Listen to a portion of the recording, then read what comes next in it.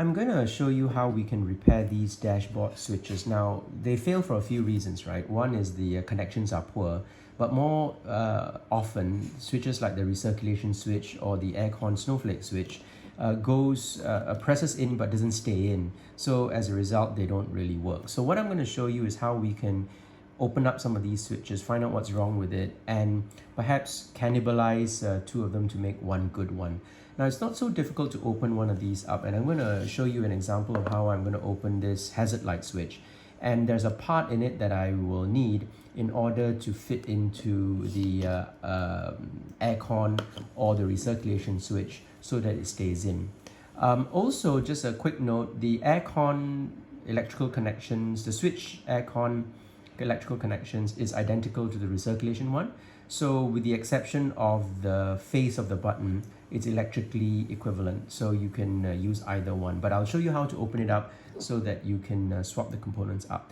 So again, I'm going to use the example of the hazard light switch.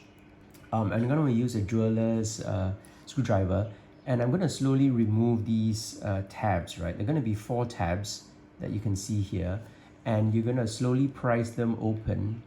I'm going to show it closer. You're going to prise them open very gently so that they come off, okay? So it takes a bit of getting out, but with a bit of gentle pricing, they often come out. And I'm going to just hold it so it doesn't all spring out suddenly, okay? So one more tab and we're done. Okay, so we're done. So we'll let it go gently. And when you open it up, it's stiff here. Okay, right, we've gotten it. So you'll see that there is the contact part, which is on the right hand side, and then the spring, which I'll just put down gently. And those are the contacts that you also see with the prongs. And you will also see a ratchet on the left hand side, and that's the part that keeps the switch in and out as it goes in and out and latches it in and latches it out. Now that's the part that often breaks. So I'm just going to gently remove it, and I'll show you what's inside it, right? So this ratchet is comprised of an arm and a little tab at the end, okay? So that tab fits to one side of the switch, and you can see, I'm going to just turn it around so you can see it better. Bring it up. You can see that there's a gap that it fits into there, right? So it fits into that gap, and there's a channel inside that allows it to go in and out, and the ratchet mechanism works that way. So let me take this out and I'll illustrate with a piece that I've taken out here, okay? So this is the side view of this switch this way, okay? So if you remove the cover, you get this. Now, so you can see that the ratchet sits that way here, that way, okay?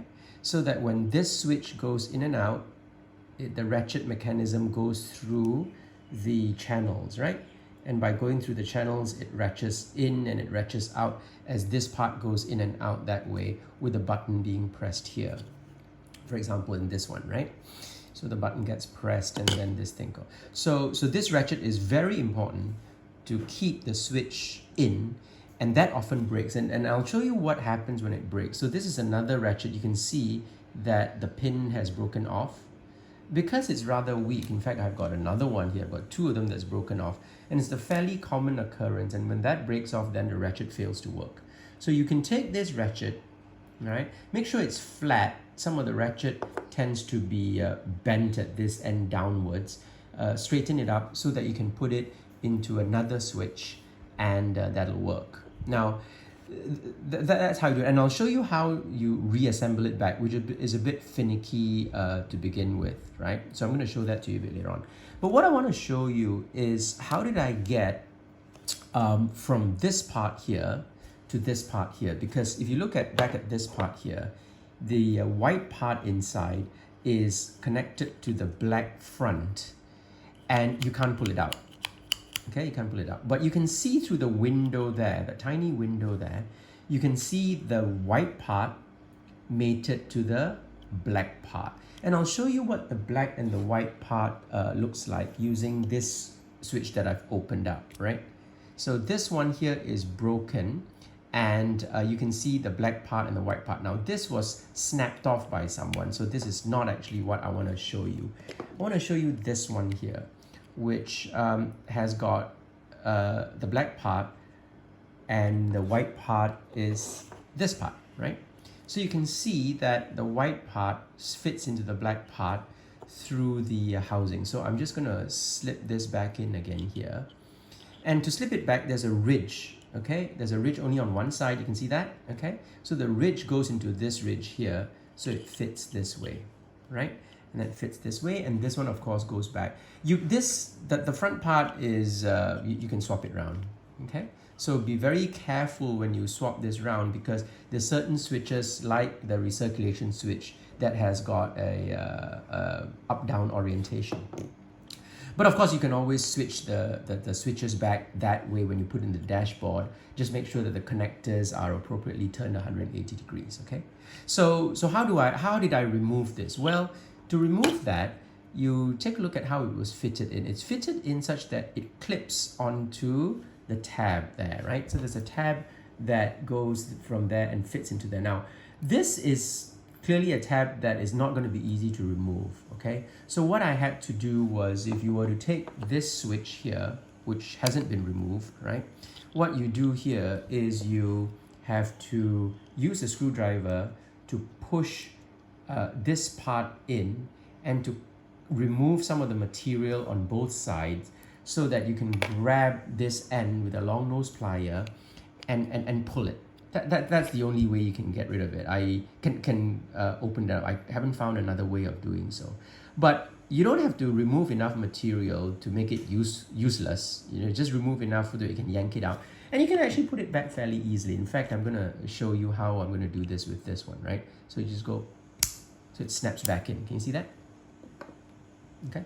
So it's still very strong. I mean, look, it's still pretty much a lot of material left. So this is still a very usable switch, which you can then take hold of an appropriate ratchet, fit it back in again, and you have one working switch. So let me show you how you fit that back in, because that's a rather finicky process, okay? So I'm going to use the hazard light switch again, and I'm going to put that back in.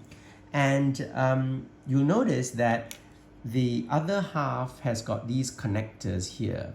Now this hazard light has got 8 connectors, and there are 8 fingers, if you see here, right? The other switches like the aircon and the recirculation has only got 5, 4 at the top here and 1 at the bottom. So you'll see that their corresponding connectors, tabs are different, right? So there's 1 at the bottom and 4 at the top. Now, if you don't assemble it correctly, you end up bending these very fragile fingers, right? So the way they slide in is that you can see that this one goes to the bottom, 1 single, 1 at the bottom, and then 4 at the top. And they slide in between, and I'll show that to you better, the black tongue here, okay, the black tongue of this one fits in between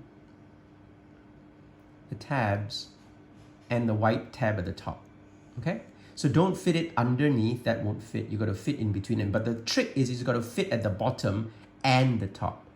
So you got to do it gently, and I'm gonna just do that for you here. You see, I'm gonna slip it at the bottom, pull it in a bit, and then I'll gently put it at the top. Can you see that, right? So you can see that all the top ones are fitted nicely, and so is the bottom one. I'll turn it to the other side, right? You can see the bottom one of the single pin there. And if I push it all the way in, that's how it looks like, right? It's all nice and tidy. So you've got to try to do that within the housing. Remember, the housing has to be in first, right? Before you do this. Of course, you could fit the whole assembly and then pop it to the front, but I wouldn't advise that, because there's actually a spring that will push the black part away from the white. So you really do want to get this stage of assembly before you then put the spring onto the center holder, put the ratchet back. Now the ratchet needs to go back to the white part first, and I'll tell you why. So let's just remove this the spring here, and remember the ratchet goes into that gap over there, okay? I'll turn it around again so that you can see better, okay? So we'll put that in there and we'll just gently leave it in there, okay? So that a bit of it sticks it out. So meanwhile, I'm pushing it up, right? To give me more space to work with. So it sticks out like that, which is okay. Then you bring your, okay,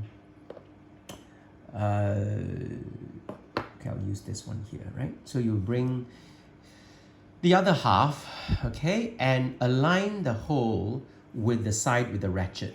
The other side doesn't have a hole, all right? So you align it, and then this is where you need to put the spring there, and you need to do a couple of things. You need to align the spring to the gap at the top, right? Do that first. And then you try to fit the tongue into the fingers without bending them, okay? I'm gonna try to show it to show how you're gonna do that, right? So not easy, but you can gradually, slowly do that, right? Okay. So have I got it? Yeah, I've got it. Now I've got all the fingers and the tongues in, but the challenge here is that I haven't gotten the ratchet in, okay? So I'm going to use a screwdriver and I'm going to try to position the ratchet very gently so that it fits into that gap there. Can you see that? Then I will slowly move it more. Okay, sorry, I'm going to block it a bit. And I'm going to release it so that it sits there. Can you see that? The ratchet now sits there. And then I can proceed to then snap it in. You see that? So that's how you assemble it. And then just to test that the ratchet works. Yes, in, out, right? So the ratchet mechanism works. So basically that's what you do. But this, I mean, this is a hazard light switch. You can do that for the other switches as well. All right?